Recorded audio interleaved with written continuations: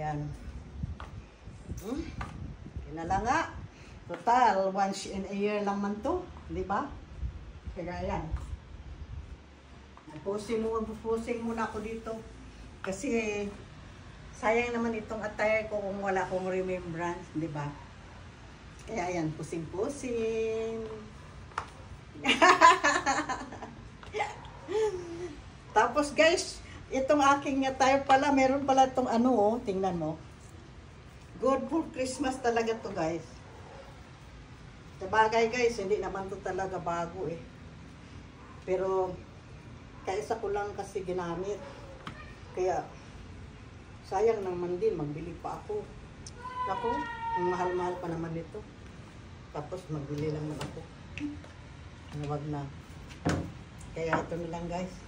Tingnan mo guys. Oh, ayan. Ede!